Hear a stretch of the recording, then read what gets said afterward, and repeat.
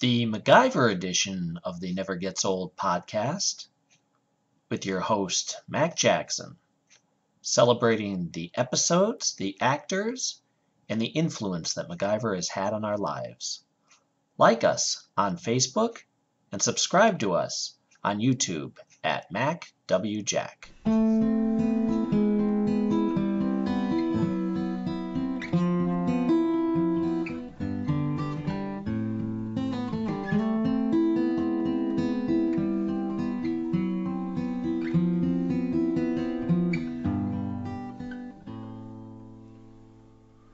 Hi, everybody, and thanks for joining us on the latest episode of the MacGyver podcast. I'm your host, Mac Jackson, and I'm thrilled to have someone who I very much admire, actor, voice actor, and musician, Garry Chalk. So they can't see you. It's on. I'm going to just put like pictures of Oh, okay, cool. random stuff. It'll be, I can just go on, Yeah. And because I'll tell you one thing, I know you first from earliest thing I believe I saw you on was MacGyver, and I'm telling you, and I'm not kissing butt when I say this, but you've been on everything.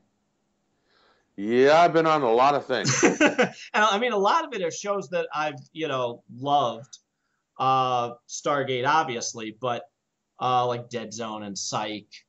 I didn't see Godzilla yet, but I saw that you were in that. Yeah, I have a small part in that. That's That was what was the part? I played Bryan Cranston's partner. Oh, okay. Yeah, in the Fugia lab. That's early in the movie, I believe. Yeah, right at the beginning. Well, about 10 minutes in. I'm dying to see it. I've heard good things, so. Yeah, it's pretty good. I just watched it myself, so that was pretty good. But yeah, it's funny. We have a running joke in my family. A lot of actors who say are on MacGyver are Vancouver area actors. Yeah. So I would see them on a lot of stuff, and I go, "Oh, that he's been on MacGyver. That place has been on MacGyver." My father would end up just going, "Look, shut up." Everybody's been on MacGyver. We don't need to hear it. Yeah, I was on MacGyver, I think, 5 times. Yeah. Somewhere around there. If memory serves me. Yeah, and the one part, you played the one part twice with the bad guy, Ito. Was it? Yeah. Right? You got an axe to the chest. Oh, yeah. No, I was a good guy in that. I was the detective chasing after the serial killer. Yeah. Because that's right. I remember you were always the bad guy in the beginning. But that part, I remember that in particular, that episode standing out because not only were you a good guy that you're like, you know what, I'd like to see more of him as, maybe like a character that comes back more often. Yeah. But it was such a dark episode because they actually show you get that big axe right in the chest. Yeah.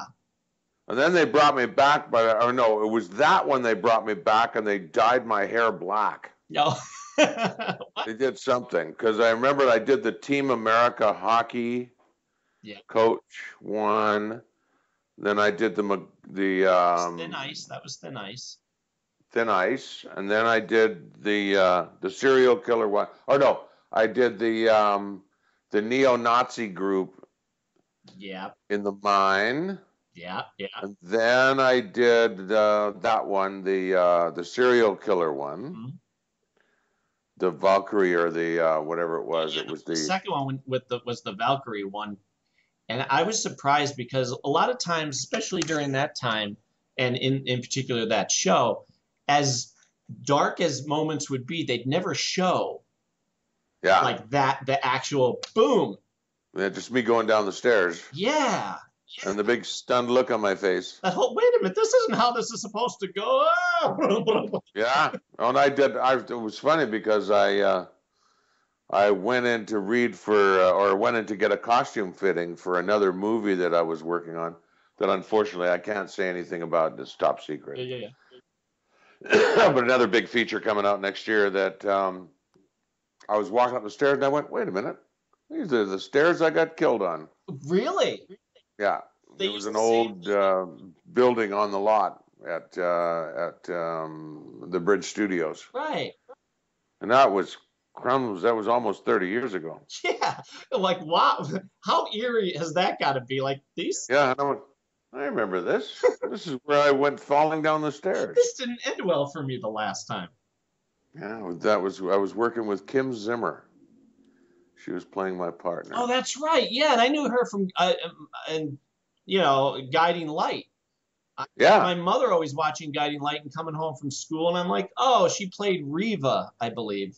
Yeah, the soap opera. How about the fact that I remember that? I'm 39 years old and I remember Reva from Well, that's funny. Right? Well, she's quite a character.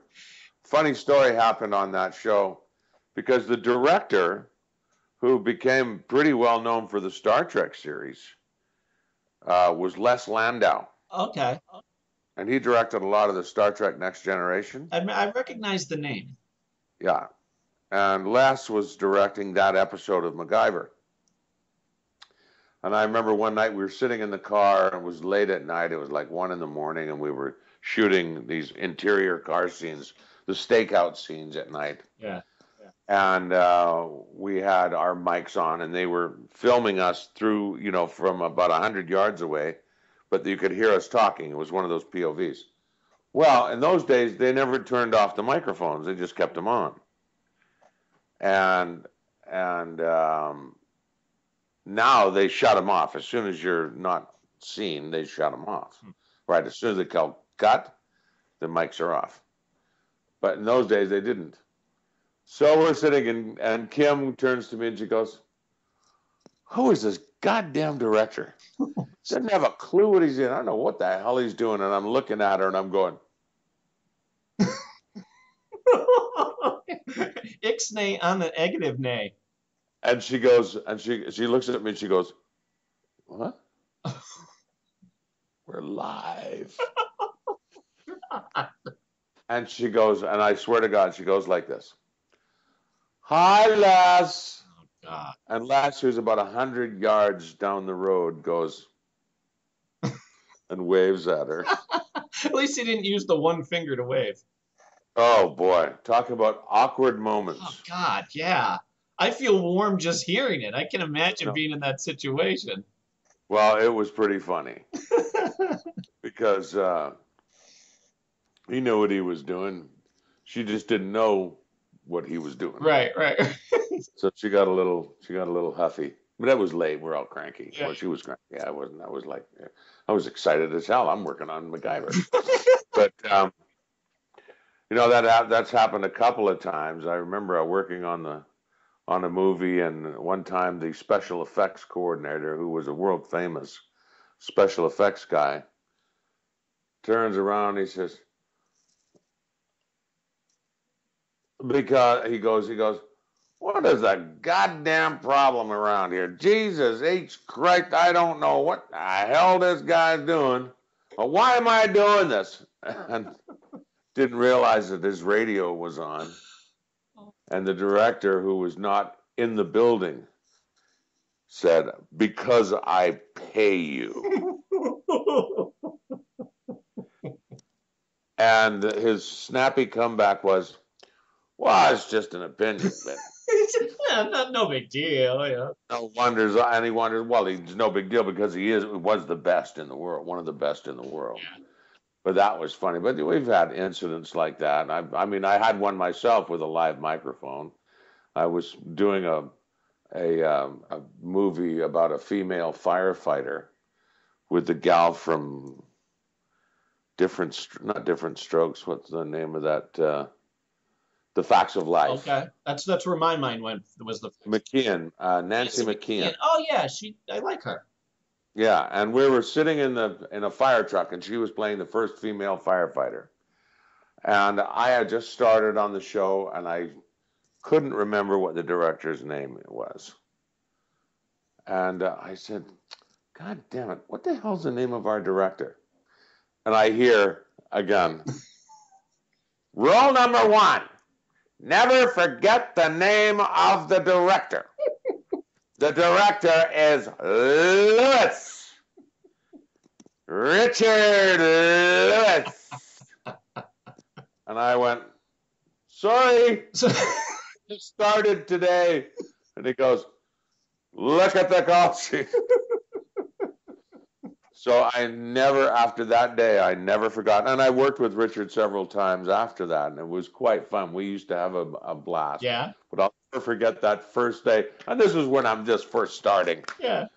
Well, you know, it was like back in the 80s working on this movie, and I went, oh my God, I'm going to be fired. I'm going to be fired. Well, you know, at least you didn't say anything nasty.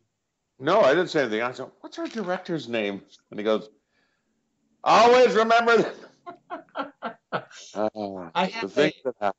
I had a director who, she was nice after the fact, but she was nasty during rehearsal.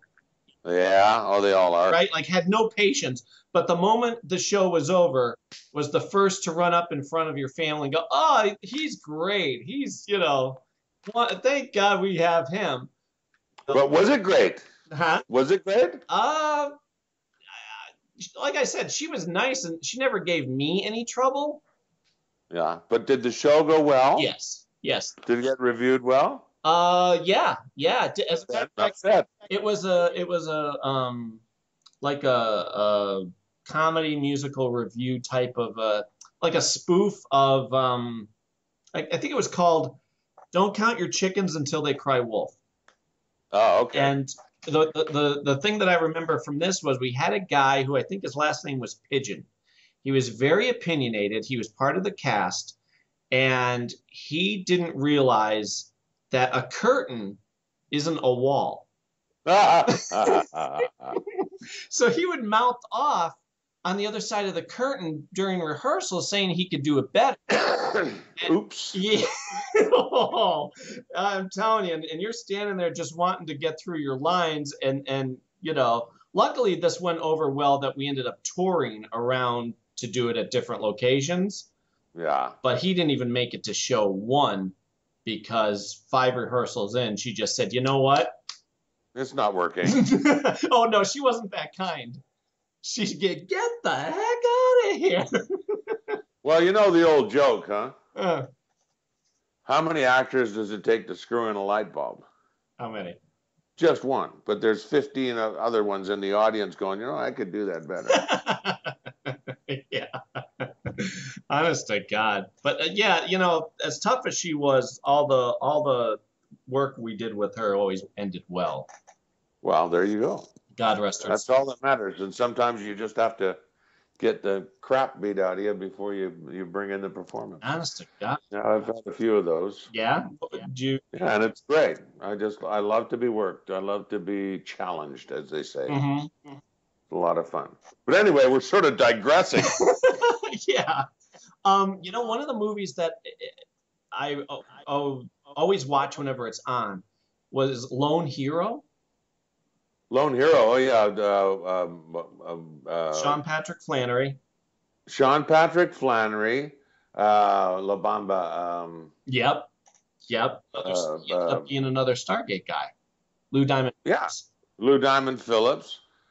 Henry, the punk rocker from Headstones. Yep. Henry Rollins. And Frederick Forrest, I think. That was one of those that I just caught, you know. He won the Academy Award. There was one of the actors won the Academy Award for what movie? Oh, now it's going to bug me. I have to look it up. I think it was Frederick Forrest or something like that. But I've seen him recently in a few things. But actually, that was a pretty fun little movie. I'm telling you. I thought, well, it's something to, you know, I'll check it out because it's got people in it that I like. And wouldn't you know it, it's got such a fun, lighthearted charm to it. Yeah. You know what I mean? It kind of had like a 80s, 90s action TV show sensibility. Yeah. You know, and I remember seeing you on there, and it's funny because it dawned on me, thinking about how we were going to do this, that you typically get cast as like the nice guy sheriff. Yeah. In a lot of stuff. Yeah. I don't know if that's you on purpose or they just go, oh no, you know, Gary's the sheriff. You know. That's what happens. Yeah. That badge will act. You know. Yeah. Oh, No, I've actually asked producers, could you not cast me as something else, a doctor, a teacher, something like that? I play a policeman all the time, and she goes, "No, you look like every policeman I ever knew. So you're the cop." yeah. But hey, Either the sheriff or the detective. But you know what I think it is. From a viewer watching you, there's an authority to your voice. yeah, Your timbre, that you have that authority with it, but also there's a nice likable quality to your personality, and even when you play the bad guy, you're yeah, a bad guy that you like. You know what I mean? You're like, all right, I don't, he has to go to jail, but I hope it's a nice jail. yeah. Well, the thing is that you want to, when you see the villain, it's not that you think is nice so much as that you care about what they do. You care enough to hate them. I was the most hated character in The Fly too. They did a survey. They did a survey down in San Francisco of one of the memorable characters in The Fly 2, and I was voted the most memorable character in Fly 2. Yeah. And I was a real bastard. Yeah. And they said, "You're a real bastard, but we like your bastard." Because you enjoyed your bastardness, It is an art, Yeah, to be like, because, here's the thing. The bad guy never thinks they're the bad guy. Right. If it's done well, the bad guy never thinks they're the bad guy, because the bad guy always thinks they're the good guy. Yeah. Yeah. And that's what makes you care about the bad guy, because in their minds, what? Things have to be done. You're in my way. I have to get you out because you're in my way. And it's a matter of perspective too, in a lot of cases. Exactly right. So it's the lion and the lamb. Yeah.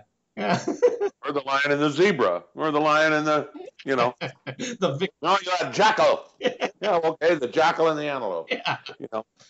But it's perspective. That's another one of those movies that I still haven't seen the original Fly. The original with Richard Vincent Price? No, well, no, not that original. Jeff Goldblum. Oh yeah, it's good. Yeah, it's really good. I've seen I've seen when he turns into a fly in like the last 15 minutes or so. Yeah. But I remember seeing the sequel first and loving that. That's another. Yeah, that's the one I did, the sequel. Yeah. And then that was fun. And it was likable. But well, some of the characters are in it were kind of mean, but for the most part they were good. Like what's his face, the guy who played the head of the corporation. He was one of those guys who saw that he didn't see himself as a bad guy. He just saw himself as a person on a mission. Yeah. So it was pretty cool that way. But here's MacGyver trivia. Okay. Okay. Do you remember the episode where MacGyver goes into this sort of gang hangout and pretends to be a pool hustler? I remember him going into a pool hall. That was The Challenge, I believe, was the name of the episode. Yeah, and and he had to make a trick shot. Yes. Yeah, because it was with Cuba Gooding Jr. And he's telling him, hey, every there's always options, basically. Yeah. Well, it was me who actually shot the shot. Get out of here. No, it was. Wow. They knew I was a pool player, and there was a world champion pool player named Billy Warbenuk, or Winnipeg Bill, Fast Billy, who was a world champion pool player. And at the last minute, he bowed out of the shot. He bowed out of the show. So I got a call from production saying, "You know pool shots, don't you?" And I said, "Of course I do." "Well, could you come in and do a pool shot for us?" And I said, "Sure." So I went in and I said, "So what shot do you want me to do?" And he goes, well, Bill put these 3 balls against the rail and this ball over here. Then he hits this ball. This ball goes in the corner pocket. This ball goes off a ball into the side pocket. And it's the middle ball of 3 balls frozen up against the rail. And I went, holy shit. How the hell am I going to do this shot? What am I, MacGyver? But so I thankfully somebody, showed me a photograph of it. So I looked at it and I said, okay, I know how this works. Because I have done some trick shots in my day. So I put the 3 balls and marked X's. Put the ball that was the middle ball was to carry them off into the side pocket. It took me an hour to set it up. And I missed the first shot. And then I made 4 in a row for different speeds and different shots. And the guy goes, okay, we got it. Thank you. And they paid me a fortune for it. Really? Yeah. In those days, they paid me like $1,000. And I went, holy moly. Wow. It's a lot of money. Just to come by for an hour, Huh? Just to come by for an hour. That was pretty cool. And then, but the guy said, that's pretty impressive. He actually managed to figure out how the shot works. And I shot it. So that was cool. Then they had another show a year later that had another pool shot in it where the guy shoots the ball and it masses around the ball and stops and knocks a ball in and stops right in the corner pocket and doesn't fall in the hole. And I couldn't do that one. But my brother, who was a Canadian champion pool player, he's not an actor, he's a pool player, or he was a professional pool player. He says, yeah, I can do that. So he went in, and it was my brother who did the next show. Wow. And did the trick shot. Do you remember what the episode was? No, but it had some Vietnamese in it or Chinese in it, if I seem to recall. Okay. But it was another episode where he was a pool shark. Because there's one, I know the last episode of the series, there's Asians who are playing pool. So I'm wondering maybe that's probably that one. Wow. All right. Now I got to go back and watch it. Now you got to watch it, because if you watch the trick shot, the ball masses around the ball, hits a ball, the ball goes in the corner, he hits another ball, and the ball freezes right in the jaws. Wow. And it took him a while, but he got the shot. I love that stuff. So it was cool. It's silly little things, Yeah, but it's a heck of a story, Oh, yeah. I love playing pool. I don't get to as much as I did before I had a family, but I never did any trick shots, but I was surprised at how decent I did actually playing. Well, I used to love playing pool. I played 12 hours a day. See, and my father, when I was little, had a pool table in our basement.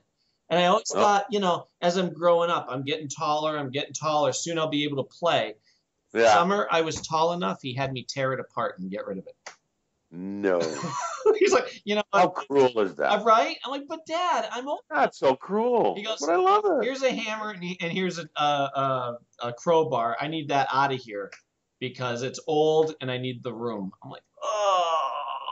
Ah, well, these things happen. Ah, well. You talk about funny little things that happen on set.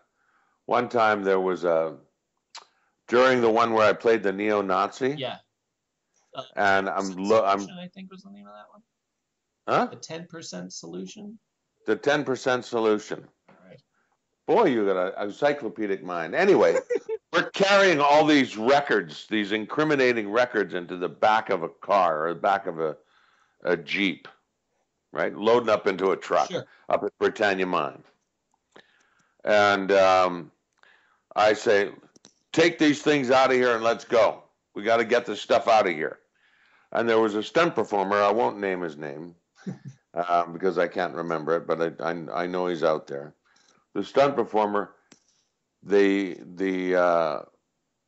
the coordinator, who was a big coordinator, Vince, comes up and he says, "All right, you've got a line in the show. You're going to be an actor, and you're getting a line, so don't fuck it up." And sorry about that. So anyway, he's all excited. He's a new stunt guy, and he's all excited, and he's having a great old time. And so this comes up to me, or sorry, no. So he goes up to the stunt guy and doesn't say anything to me. He just goes to the stunt guy and he says, "Okay, when he tells you to put the stuff in the car, go like this. You do the Aryan salute. The Aryan Brotherhood is my first concern. Just do that." And he goes, "Okay." So he's sitting there, he's practicing the line. "The Aryan Brotherhood is my first concern. The Aryan Brotherhood is my first concern." So I start shooting the scene, and I bring out the box and says, "All right, get the stuff out of here. We got to get out of here." And he goes, "Yes, sir. The Aryan Brotherhood is my first concern."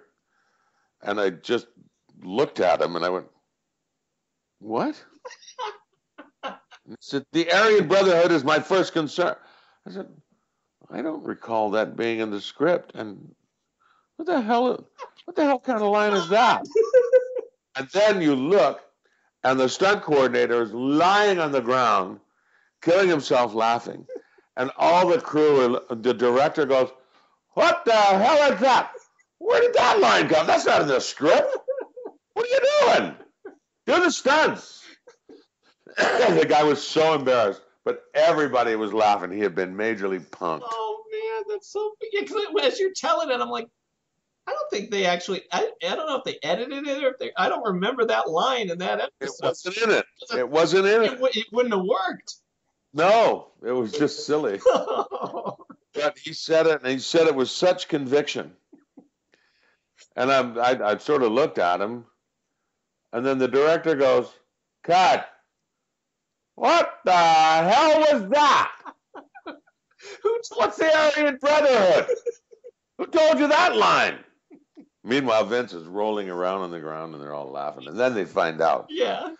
Then he chased Vince around the set for a little bit, but it was pretty funny. Well, to watch, I can only imagine just watching your initial, reaction of just what? It's kind of a joke on you too. Yeah, I know. What the hell is that?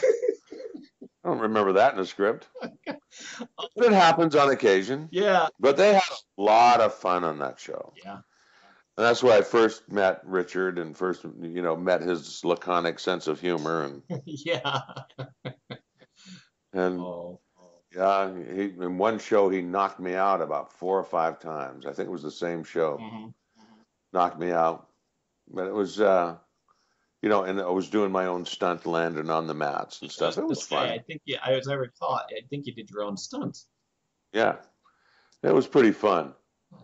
And that's all I can recall about. Oh, I know what the other job they gave me on the Thin Ice one was to be the crowd rouser for all the extras, handing out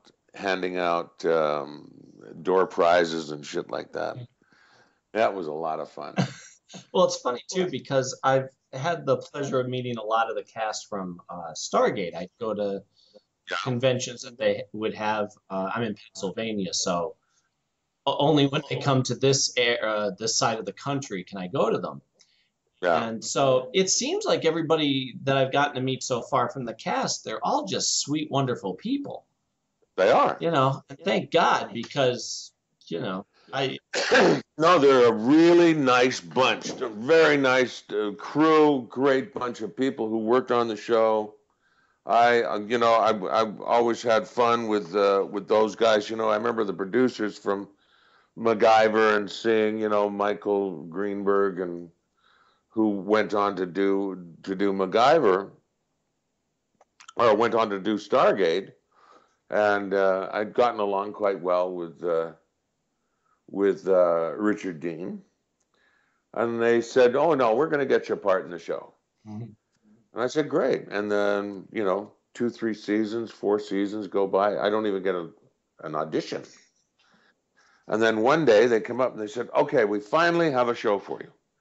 We have a great character, and I think you're going to like him. And I said, okay, I'm happy as hell. And he goes, yeah, how's your Russian? And I says, I don't speak Russian. Yeah, I got to speak Russian? I'm a Russian? And he goes, yeah, but we'll get you a tutor. And they brought me a tutor from Moscow. And really, 3 weeks we learned Russian. Wow. Because all my first scenes in the show were in Russian. Oh, I know, because I remember watching it like, oh, hey, there's Gary. Okay. Oh, he's Russian in this. And I'm thinking, God love you for being able to do that. Yeah, it was pretty exciting. And then to have you come back so often. Yeah, no, that was really nice. You know, they were very good to me, and I've had a long history with those guys. Yeah. And it was quite fun, and I'm excellent. I'm working on a show with Terrell now. Oh, good. I met Terrell. I'm gonna see her again the first weekend of August. Yeah? Yeah, she's going to what is it, Shore Leave, which is where I'm gonna meet Richard. Oh, you're at Shore Leave, not Chicago? No, Shore Leave in Maryland. Maryland, yeah. I'm driving down there myself. Cindy's gonna stay with the kids, and yeah. I'm taking a Friday off driving, going to spend the 3 days and then boogie on home. But, I never got to meet Richard yet. So this will be the first time. He's pretty cool. Yeah. And Terrell, like I said, I've met in the past at the convention. She actually gave me her dog tags from Stargate. Yeah. About a month ago or so. How cool is that? Right? And I didn't even know. Apparently what happened was I was entered in a contest and didn't even know I had entered. She said, congratulations, Mac, you got my dog tags. I'm like, okay, thank you. Excellent. That's a good win. But what's the name of the show that you're on with her now? Cedar Cove. Oh, okay. I don't think we get that here yet. Yeah, you do. It's on the Hallmark Channel. On Hallmark? Oh, I'll look for it. It's with Andy McDowell and Bruce Boxleitner, Barbara Niven, myself, Terrell, Tim Weber, Dylan Neal. What's the idea of it? Tempest in a Teapot drama in a small coastal town in Washington State. Huh. Based on the Deborah McComber books. All right. The same name. Well, Hallmark Channel, it's pretty a safe bet, Yeah. They're not going to get too out of control there. No, it's a pretty good show. I didn't feature too much in this season. Last season I featured a lot. I'm hoping that they expand on my character in the next season if it gets picked up. Sure. In the next season, and so we're just waiting for that. I just wrapped, or they'll be wrapping this season in the next week or so. Huh. But I'm off to Toronto to do a TFCon in Toronto. Yeah. And then I'll be down in Chicago in August 11. I saw Terrell on Arrow recently. She was on this past season. I'm like, oh, okay, there she is. But it's good that you guys are on something regular now. Mm-hmm. You always want the good actors, the nice people to be around to keep going. Yeah. Well, like I said, you've been on everything, so I know. Okay, I'm going to see him on that, but again, to have you on something regular now is great. That's fantastic. Yeah. What I was going to ask too, with the voice acting, what got you into that? Voice acting, I actually got into in 1978. My teacher at theater school said, "You have a great voice. I think that a friend of mine once needs someone to do a voiceover for a commercial. Could you do that for me?" And of course, I've never done a commercial before, but I said, sure, okay. And I did a commercial for a nursing home. And it paid me like $150 or something. And I thought, that's pretty exciting.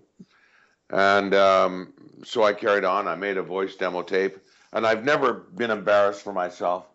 But I listened to that tape about 5 years ago. And I was totally embarrassed by my tape. Really? because it just sounded so theater schoolish with very proper diction and doing all that kind of, Shakespearean kind of oratorial. And I'm going, oh, for God's sake, shut it off. I'm so glad. I've made about 3 or 4 demo tapes since then. But at that time, I wanted to be in the voiceover market because, well, it's a lot of fun. And I never really pursued it until I went to Ottawa in Canada, and I started to get hired doing voiceovers for government films and industrial films. So I went, oh, well, this is cool. And then I started doing commercials. Well, I was doing a few commercials. Then I got called into a place called Sound Ventures, where they asked me if I would do a commercial for the Ottawa Citizen, like the other announcer was on holidays. And it was one of these, I can do it in my sleep now, but at that time I didn't know. And so, the Ottawa Citizen, for the latest in news, entertainment, and sports. Ottawa's most read daily newspaper. And it was one of that kind of breathy, kind of exciting kind of read, right? And when I first read it, the Ottawa Citizen, for the best in entertainment, sports, and news, read Ottawa's most read newspaper. And it was very strident and very formal. And go, no, that's not working. Need it more exciting, The Ottawa Citizen, for the best in news, entertainment, and sports. The Ottawa's #1 most read newspaper. Nope, it's not working. They fired me. Really? Yeah. I'd never been fired from a job. And I was so upset that I went home and I sat down and I thought, well, what the hell did I do wrong? And I went back to Sound Ventures, and the guy who ran the place was a fellow named Chuck Rubin. And I said to Chuck, look at Chuck, if you show me how to do this thing and what I'm supposed to do and point it out to me and help me make my demo, I'll do your next commercials for free. And he said, sure, okay. So he taught me about the different kinds of reads. There's the man in the street read. He's the guy who, you say, hi, buddy, how you doing? You talk like that. The corporate spokesperson. We're SaskTel, and we're proud of our 100-year heritage. And then there's, the retail. What do you call it? They call it $1.99. Remember last year when you said it wouldn't happen again, running around in the last minute looking for the right Christmas gift? Well, right now the Stallion's having a pre-Christmas sale. There's 3 different kinds of reads: retail, corporate, and man in the street. And there's also the public service announcement. Big Brother, make it part of your life. Those kind of things. Yeah. So he was pointing out all these different kinds of reads and how to map out my script. And then they did my demo, and sure as shooting, the first commercials I did for them were for Revenue Canada. And it was, now I got my information slips, I got my receipts. At Revenue Canada, Revenue Canada, we will help you with your taxes, blah, blah, blah. And it just went on. Well, so that tape, the first year, it cost me nothing but one session. The first year, it made me $15,000. So I thought, well, that's pretty good for a voiceover. Yeah. The next year, it made me $30,000. And in 12 years, it made me $2 million. Wow. So I'm going, well, goddamn, that's a pretty good investment. Yeah. And it turned into this, and all the cartoons, 2,500 or 3,000 episodes of cartoons, countless commercials, voiceovers for industrial films, for travel logs, for museums and things like that, movie trailers. When you look back on it, over 30 years, that $300 investment, or $400 is what the fee was. The $400 investment was a pretty good investment. I would say so. Jeez. And basically, that's the one of the number one ways to turn lemons into lemonade. Yeah, and it's funny. There's certain voice actors who I'm proud of the fact that I can pick out. Like I can tell when it's you. Yeah. A couple other guys. Can't think. He was the Kurgan in Clancy Brown. Clancy Brown. Oh, Clancy. Well, you can hear Clancy Brown anywhere, right? He's got that distinctive voice. Yeah, I mean, it doesn't matter if he's playing Lex Luthor or I don't know, Smurf. Anyway, free. I'm like, oh, there's Clancy Brown, and and it's funny too because you got quite the following with Optimus Prime. Yeah. Or Primal, as I think I first. Yeah, Primal. Yeah. Which I gotta say, I watched the original, as a kid back in the '80s. And I thought, well, all right, they're doing a new version. It's animals. I'm past that. Oh, no, I'm not. That was a good show. It was a good show. Good writing. Yeah. It was well laid out. And good plot lines. And there was like actual results. Like if there was a battle, they just get up and run away. No, they got torn apart, and that might be the end of that character. That's right. I couldn't, And that was one of the good things about it was the way those characters were laid out and the way the stories were fleshed out. I thought it was an excellent series. Yeah. And I wish they would have continued on with it, but they didn't. And but I still am the longest reigning Optimus. Really?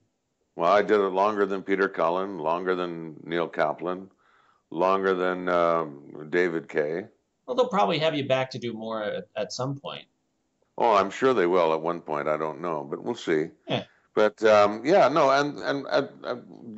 back to the voiceover thing, I remember taking a tape, because we had tapes in those days, and I put one of those little Halloween Snickers bars and tape it to it. It said, "Listen to my tape," and I walk to every ad agency in town, and I'd go once a week, and I'd bug them and said, "What? Have you listened to my tape? Have you listened to my tape?"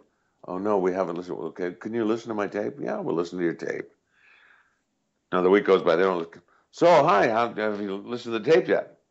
Did you enjoy the Snickers bar?" And finally, someone said, "All right, we'll give you a commercial just to shut you up." And they gave me Alberta Ford trucks. And that was good, and did that. And then they gave me an IKEA commercial. It was called Death-Defying Plants. "You have one of those days when even your favorite Diefenbachia is pushing up the daisies." Well, right now, right now, IKEA is having the Death-Defying Plant Sale. For one weekend only, you can get Diefenbachia, you can get Forsythia, blah, blah, blah, blah, blah. All sale price to clear at IKEA. But it won an award. It was a really fun commercial. Yeah. So the guys who I did the commercials for then got me doing A&W root beer. So I did all the A&W spots. The teen burger to all beef patties, lettuce, cheese, pickles, onion on a sesame seed bun. A la Walter Winchell. And they liked that. And then I did the Call of the Tuba with James Kirk. And I would say, "Spock, what's that sound?" And he goes, "The Call of the Tuba, Captain." "The Call of the Tuba?" "Yes, we've got to go to A&W for a teen burger." "But that's not the way we go." "Interesting." Bum, bum, bum, bum, bum, bum, bum, bum. The Klingons off the port bow or something like that, and So we did those, and then I ended up doing a thing called the Pantry. So I did there's commercials, and all of a sudden now I'm like Mr. Commercial Guy. Yeah. And even the old dogs who've been around for a long time that said, I've never seen anyone get this far into the voiceover market as you have in the last few years. You're just taking it by storm. You're doing a great job. And I was so proud that Mr. Tagman, Jim Conrad, who you would know in the States because he's the voice of Toyota. Okay. And he also does a lot of station idents. KNWR, Seattle. KSAN, KSAN, San Francisco. He's the guy who does all those. Yeah. And they call him Mr. Tagman. And Fred Latrimo and Miles. Hey, you guys. Fred Latrimo and Miles Ramsey and all these. And Maurice LaMarche, who I worked with and we had a wonderful time with. And Billy West and, the guy who does McFly on Futurama. Right. I remember that. As soon as you said the name, I'm like, oh, okay, Futurama guy. Yeah. Yeah. And it was just so amazing. And so all of a sudden I've been doing, I did tons and tons and tons of voiceover. And it sort of almost took over from my film career because I was so busy with it. Yeah. Then my film career started going like gangbusters. So I started doing all these shows over and over again and working a lot of movies and working a lot of series and so on. So then it sort of became like 50-50. Mm-hmm. And then recently, well, in the last 4 or 5 years, ageism raises its ugly head. And for a lot of things, they sound too old to play the voices of these characters. And it's just like, because I have a very distinctive voice. So when you hear these commercials, most of the commercials are younger guys. They have voices like yours. Okay. You have a younger voice. Mm. The guys who I'm talking about. Sure. You hear them on the radio all the time. Yeah. They sound hip and cool and quick and fresh. Hip and cool and quick and fresh. They don't want old guys like me. So my commercial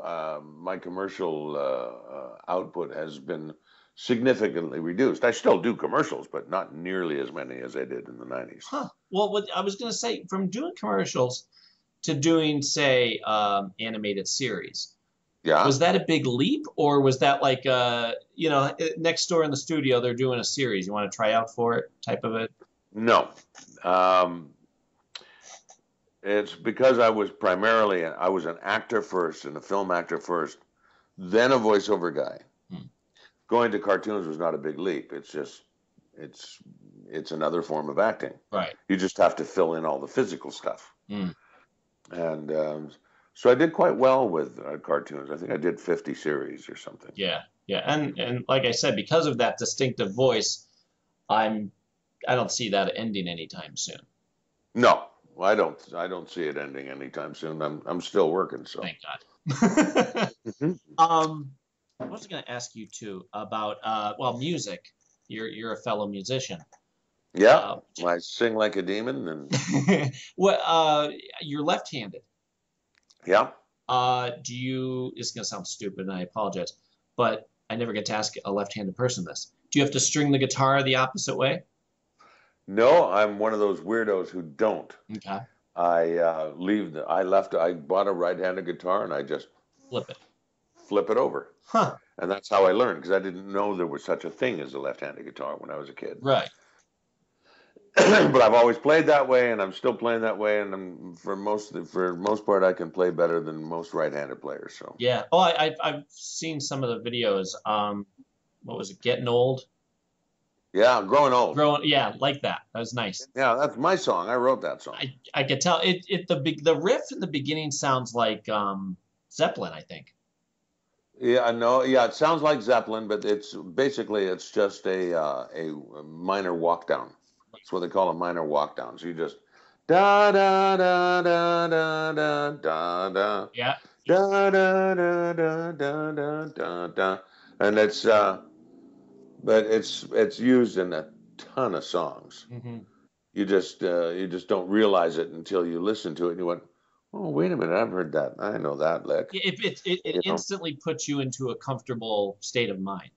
Yeah, no, it's a lovely lick, and I was when I wrote the song, I just wrote it for a friend of mine who had passed away, a few years ago, and we had all these conversations about that. Mm-hmm.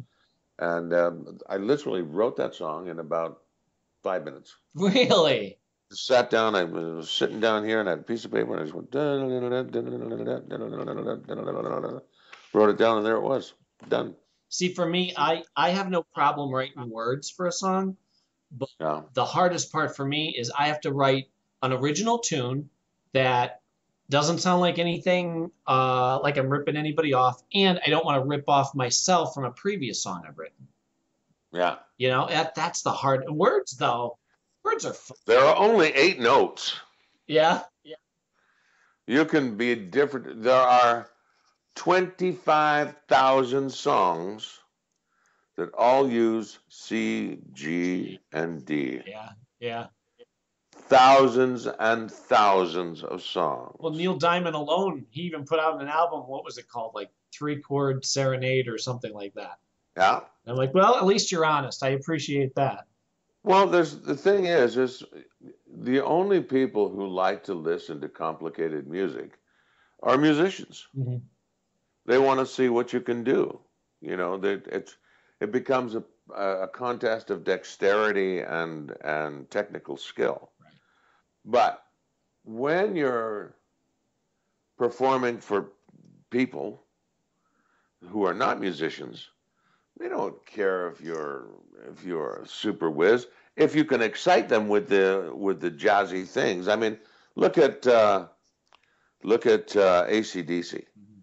All their songs, same 3 chords, same chords, same licks, but they've got those hooks, Well, and it's fun. Da da da da da da da da da. But what happens is they excite the audience with their energy, Yeah. and they're great rockin' headbanger songs. Yeah. Well, Right? I always say there's certain bands that if you like them, you're gonna love everything that they do. Yeah, you'll love everything they do. I mean, you got some great tunesmiths like Lyle Lovett. Now, Lyle Lovett's a brilliant tunesmith. Mm-hmm. And he comes up with some very interesting chords and progressions. But a lot of his songs are country songs, Right. Right.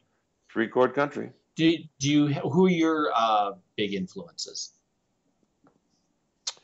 My big influences, Bruce Hornsby. I love Bruce Hornsby. I love Muddy Waters, Hmm. John Lee Hooker. So you like the bluesy? Yeah, I'm a big blues guy. I like Bessie Smith. I love Duke Ellington. I love some of the jazz guys. Oh, hang on. Sure. Love some of the jazz guys. Oh, that's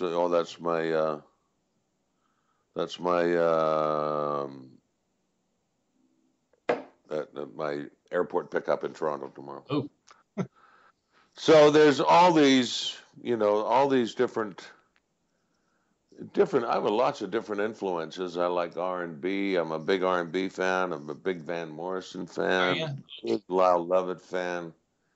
I love all those guys. So like singer-songwriters, you. Yeah, I like tunesmiths. Okay. You see, and me too. I don't know if I know you reached out to my band page, which thank you very much. I thought that was sweet. You're like, hey, Harmony, about hearing some of the stuff. And I'm like, hey, Yeah. It's me. You already know me. You can hear, I think anyway, you can hear a lot in my stuff, my influences, because I'm a sucker for acoustic and harmony. Yeah. And like that singer-songwriter, Harry Chapin, Jim Croce. Yeah, I like those too. Right? I mean, just someone who can pick up a guitar Doesn't need all the big production behind him, but can hold an audience. Yeah, well, that's what I do, or try to do anyway. Yeah. Well, it works most of the time. I saw the video of you playing in a bar, spur of the moment type of a. Yeah. Aren't those wonderful moments when it wasn't planned? Wasn't planned. I just said, yeah, I got a guitar, play this. Yeah, but everybody okay. gathers around you. Yeah, they're all around me. You know, Jason Momoa from Stargate Atlantis, saw him at a con, and he remembered that last time we were there, we performed for people. Yeah. And so he said, oh, right. And he ran back to his room, got a slide for his finger. He said, go get your guitar. We're going to play. And we spent like 4 hours sitting in the lobby with everybody around us. Yeah, that's exactly what happened with me. I love that. I think the worst fear is if you pick up a guitar and nobody asks for you to play. Yeah. Like, or they listen to one song and they go, yeah.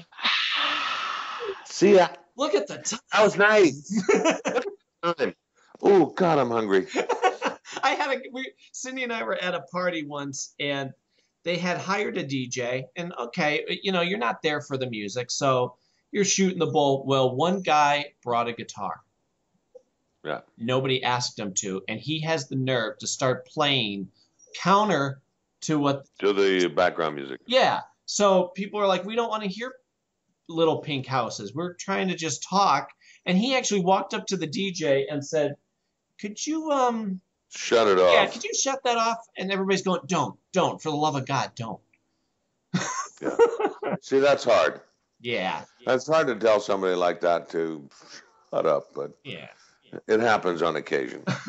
No, I found a new tool that I've been playing with. It's really fun. It's by T.C. Halcon. Okay.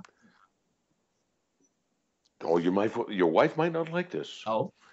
But it's called the Voice Play Live GTX. Okay. And what it is, it's a intuitive harmonizer. Ooh. When you plug your guitar into it and you plug your microphone into it, you can balance the mic and voice, right, to play. Each one has their own separate channels and patches. You can have a harmony that's the 5th, 3rd octave, or major 7, or above and below thirds, or bass and octave. You can have 3 parts, 4 parts, 2 parts if you want. Different sound patches for, like, different kinds of reverbs and things like that. Or you can have it flat. Right. What happens is your guitar reads, the machine reads the notes that your guitar plays. So if you're playing in a major mode, the machine will give you the correct major interval harmony. And if you play in minor mode, it'll give you the correct minor interval harmony. Wow. And it sounds fantastic. Yeah. Because it's your voice, but they pitch yours to the 5th, then they pitch it to the 3rd, then they pitch it to an octave, whatever you want. And you can have reverb on it, or chorus, or delay, or whatever it is that you want. And it's real time. Right. So you're playing solo, you're going, say, what's a good song? Bye Bye. Huh? Bye Bye Love is always an easy 3-chord. There goes my baby with someone new. No, was it? Once I was so happy, and now I'm blue. And then you go, click, da da da da da, da da da da, click, da da da da da, da da da da, bum bum bum bum, click, bye bye love, bye bye happiness. So you can shut it on and off. So you can shut it on and off. So you can go solo and harmony. But instantaneously. Wow. And it sounds... Go to a music store and try it out. What's it called? It's called the T.C. Halcon. T.C. Halcon. Okay. Voice Play Live GTX. You can watch a demo. Watch a demo on YouTube. Okay. There's a guy who gets on, and with just an acoustic guitar and him through the machine, he does the whole Bohemian Rhapsody and plays all the parts. Wow. Live. No pre-records, doing it live. It's amazing. Technology is wonderful, isn't it? Oh, it's great. And then the Beat Buddy, that's the one I was looking at. The Beat Buddy, which is an intuitive drum machine. Oh, really? That's Yeah. Does it do fill and everything too? Yeah, everything. Really? And it's a foot switch. Oh, One switch. Press it twice, it does the fill. Press it once, it does the beat. Press it 3 times, it shuts off. that's Gonna have to look at that because you're right. There's Beat times Buddy. where Cynthia can't join me on stage somewhere. Yeah. We have 2 kids, so if we can't find a babysitter, it's a solo gig. Yeah. And that if the price is right, what the heck? Why not? Well, I think the voice play down in the States is about $300. That's not bad. The Beat Buddy, I think it's on sale. There's a special on it for like $220. But if you get it online, because they're promoting it right now. But it's regular $350 as well. Wow. Yeah. But the voice play live is a foot switch. Okay. It's a programmable. It's about this big, about that big. It has 3 switches on it. If you press the 2 switches at the same time, you'll get the sequencer, so you can do looping up to a minute. You press them both, and you record. Press them again, it shuts off. Then when you press it again, you just give it a press. It'll play back what you played into it. It also does, God forbid, auto tune, which I hate. Right. It also gives you a lot of effects, pre-mixable, stereo voice. You plug it into a PA. That's all you do. You just plug it into a PA. You set your levels, and away you go. Wow. I just got a digital recorder that I set up here in this room because I have a couple singles out, but I have to actually get an album done. I have enough songs. It's just a matter of sitting and doing. Sitting down and doing it. Yeah. And to have that kind of a tool could be wonderful. Just either recording in the studio or, like you said, playing live somewhere. Yeah. Oh, you can use it live. I've used it about 6 times now. You play live a lot? Yeah, I play every week. Really? Where? Yeah. Oh, I play at the Corduroy. I play at the Manchester, down at Romer's down in Yaletown. Play derbies on Sunday sometimes. I was gonna say, I can play every night of the week if I wanted. Is it a steady? I was offered a gig here. I was offered a gig for last night at a hotel, but it was a 3-hour gig, and I just didn't feel like it. Yeah. 2 hours is okay. 3 hours. 3 hours for $100, forget about it. Oh, God, no. I'm not doing it. See ya. Oh, yeah, you'd hurt afterwards. Yeah. I used to play a gig twice a week at a place called Kill Coins. Be Thursday night and Saturday night, which were, you get a decent following. Yeah. And boy, I loved having a steady place because you could try something out, and by the next week you might get that much better. Yeah. Well, that's it. You're working on getting your chops down. And the looper thing, I only found out a few years ago when KT Tunstall, I don't know if you're. Yeah. Okay. She was the one who brought it to, I guess, everybody's attention because she would be on stage and loop just her rhythm or whatever, Yeah. Stomp her foot on a tambourine and have that going for the whole thing. Yeah. But So I don't like loop machines. I just don't like them because they drive me crazy. It's going to loop. It becomes a rave music, Yeah. Well, she said that too. She goes, it's a pain because if you hit the button at a half second off, you're out. Yeah. You're done. Yeah, I've seen. And I don't want to do that. I actually saw footage where she's like, "No, let me start this again. That was a mess." Yeah. No, I'd rather play live, and if there's a drummer, have a live drummer. And if I want to have harmonies to it, I can either have somebody singing harmonies, or I can just press one switch, and the only time the harmony comes on is when I bang that switch. When I bang it again, it goes off. So do the harmonies. That's sweet. So you go back and forth. You know, it's pretty cool. I'm telling you, check it out. I definitely will. It's pretty cool. Before I'm gonna let you go soon, but even though I'm enjoying myself, I don't want to be greedy. But I was curious, how many songs do you write typically? Like, what's your? Well, I'm not a songwriter per se. I've written about 3 or 4, but I'm not a writer per se. But I love arranging other people's songs. Yeah. Yeah, that's what I do. Who's in particular do you? Well, I love, I've done arrangements of Five for Fighting, and I've done Five for Fighting, Dylan. No, Five for Fighting. Which song is it? Superman. I knew it was going to be that one. That's a good song. I have that one. I love that song. I know, it's beautiful, isn't it? Yeah, it's a great song. But do some Dylan songs and do some Lyle Lovett songs, do some Beatles tunes, lots of blues tunes. Yeah. But I give my own spin. Well, see, and I think that's where it really. Whenever I do somebody else's song, I try not to say Garry Chapin. I won't, unless somebody asks something, but I won't do Cats in the Cradle because, one, everybody knows it. Two, everybody does it. Everybody does it. Time in a bottle. And to hear somebody else do it, I'm like, no, you're not doing it right. So I'll do like the deeper cuts. Yeah. Because if somebody recognizes it, one, they're going to appreciate it. And two, they probably don't recognize it, and they're not going to compare me to what they already know. Well, that's what most of my songs people have never heard. Yeah. I do a version of Walking in Memphis. Okay. Cindy loves that song, actually. Huh? Bruce Hornsby? Yeah. Cindy loves that song. That's one of her favorites.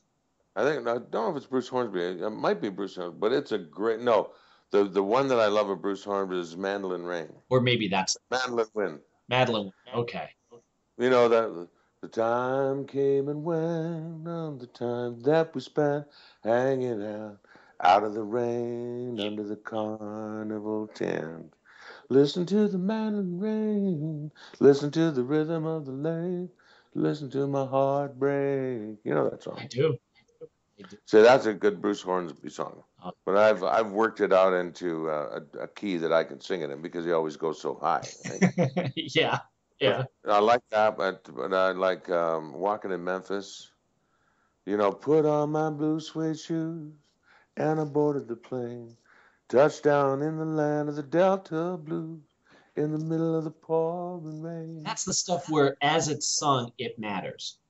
Yeah. You know what I mean? It's not just somebody cranking through it. Like, no, they're paying attention to their timbre and their, Well, they're paying attention to because what are you doing up there?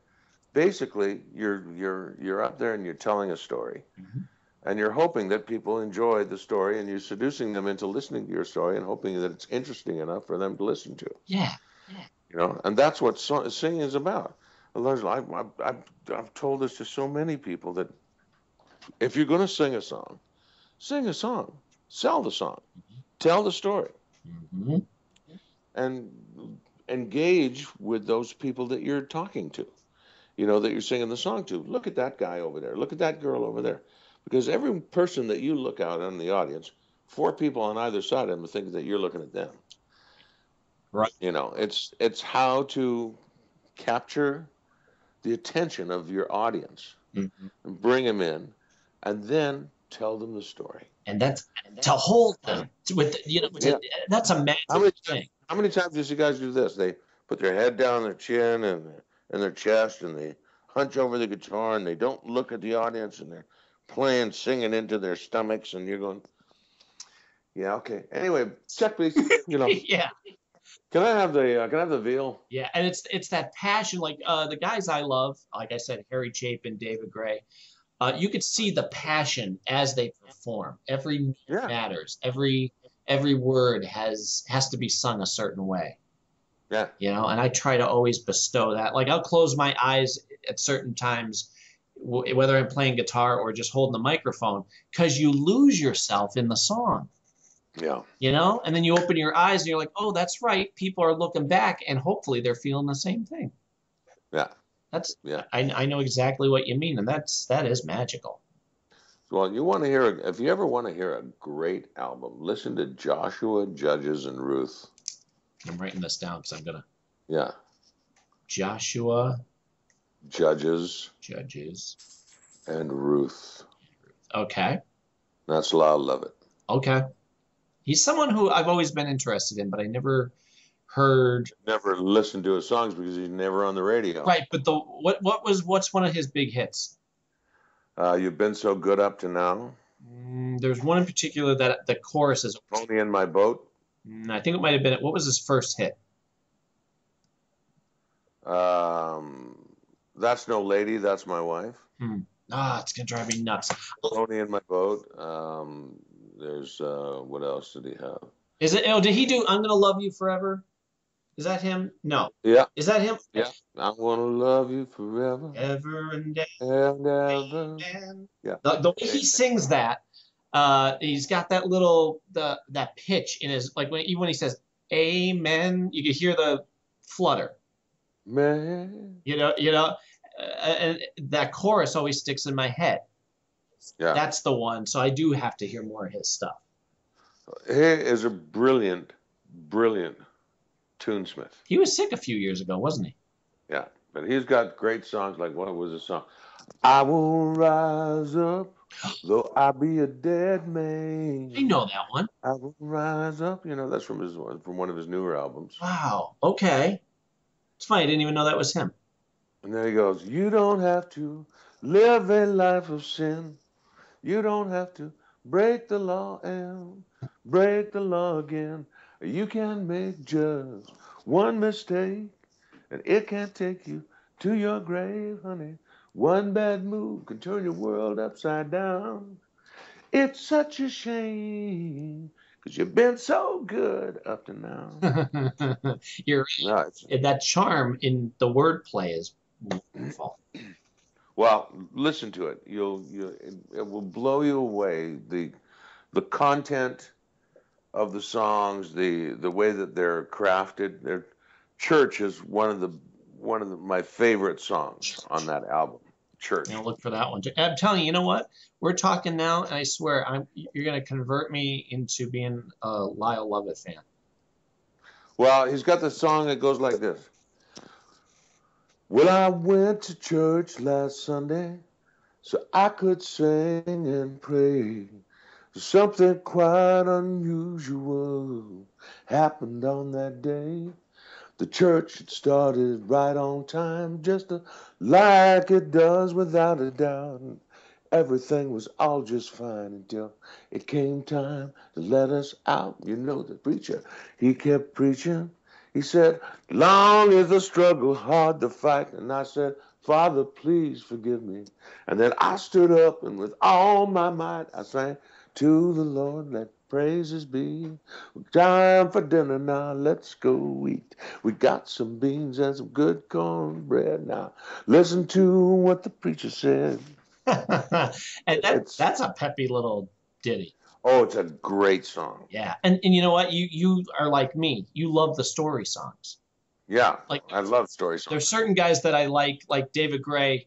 I like his stuff, but he doesn't give like a linear story. He's very cryptically poetic, which I can't write that way. I end up writing more, and I'm probably because of the influence, Harry Chapin-y. Yeah. I've tried to not, but I end up, oh, look, I just wrote a beginning, middle. A Chapin-esque song. Yeah. And I just told the beginning, middle, and end of a song or a story, and I wasn't even trying to. But well, who wrote the song Bojangles, Mr. Bojangles? Yeah, that's a good one. Mr. I knew a man, Bojangles, and he danced for you. That's I bought the album just because of that song too. Nitty Gritty Dirt Band. Huh? Was it? Nitty Gritty Dirt Band. Dirt Band. Great song. Yeah. Another one I think from those was "People tell me I'm the lucky one, and I've just begun. Yes, I'm gonna have a son. He'll be like Kenny Loggins. He'll be like she and me, as free as a dove. Seems love And even though we ain't got money, I'm so in love with you, honey. Everything bring a chain of love. Such a great tune. And you know what? It's like you said, it's not just the words, it's the delivery. You Yeah. can hear that sincerity in the voice. Like Oh, it's a great song. John Denver, I never listened to until he passed away, and they were playing Country Roads behind the Yeah. newscaster when they were saying John Denver's passed Hey, away. home, country And I'm like, roads. ooh, you know how something clicks for you? And Yeah. I got to get all his stuff now. That was the one for me. And the charm of him is you can hear in his voice the passion almost to the point where his voice is going to crack, but it doesn't. Yeah. Well, I'll tell you what. Like, I did a television pilot with John Denver in 1987, and it was called Higher Ground. It was about a bush pilot in Alaska. It was made for John Denver. Yeah, you can tell. And John Rhys Davies was in it. Okay. And I was in it. And who else was in it? I can't remember. I just remember those three. Well, at our wrap party, we had our wrap party. And John came in with his acoustic guitar. And he just played a set in the rugby club where we had the rugby hall where we had the wrap party. Yeah. He just went up and played a set for 45 minutes. Yeah. I'll tell you what.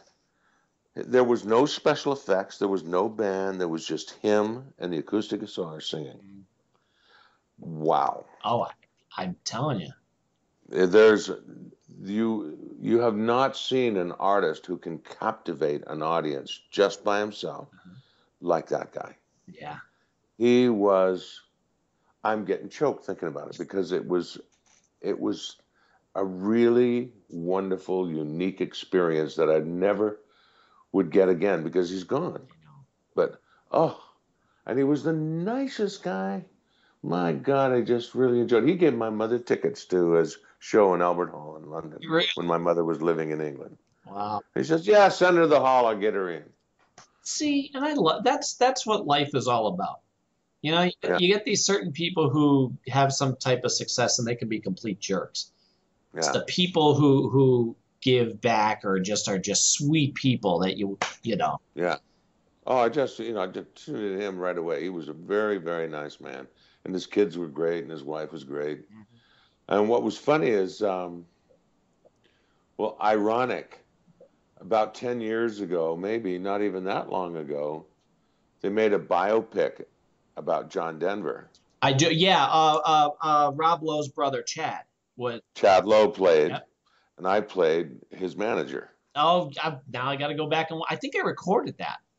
Yeah, we were in the recording studio recording the songs, and I thought, this is so weird, 15 years ago, I was working with the real John Denver in a TV pilot.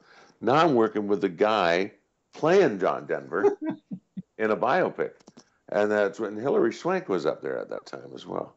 It was very bizarre. Yeah. Yeah. Oh, that's got to be surreal. Yeah, it was totally surreal. I bet you told some good stories about John on the set, too. Yeah. You're like, oh, you know what? I know this song because I saw him play it live. Yeah. And it was just a wonderful, wonderful experience. We had a really good time. Do you have his album? Like I said, when I got into him, if I like somebody, I get all their stuff. Yeah. He did a live album. They just released it. An Evening with John Denver. Was that at Albert Hall? I think it might be the Albert Hall. I think it is. It sounds as good as any studio recording. Yeah, that was in Albert Hall. Oh, and there's some deep cuts on there that I don't have any other version, and quite frankly, I don't need any other version. No, they're great tunes. He made some great songs. Everybody poo-poos, oh, John Denver, he's so sweet, he's so granola country, and I'm saying, no, listen to the tunes. They're great tunes. Yeah, smart lyrics. What was the one? Saturday night in Toledo, Ohio is like being nowhere at all. Yeah. Right? That's a funny, cute song. And then he does one about Thank God I'm a country boy. Sure. Well, those are the wider known ones. I love the deeper cuts even as much, you know, because it's not that there's any that are any less good than the ones that get promoted. It just those weren't the ones that they push on the radio. Right. You know. Well, it's like Lyle Lovett. You never hear Lyle Lovett on the radio. I know. I don't anyway. I know. It. I can go on a rant about all that. But I can listen to Beyonce all goddamn day, or I can listen to all those other shitholes. I'm so pissed off. Yep. Because the songs that they play are so limited, and they pander to such a very specific demographic. But there's so much great music out there that doesn't get all the people I love doesn't get the coverage or the respect. Mike Nesmith is my absolute favorite. Amazing guitar player, right? Isn't he?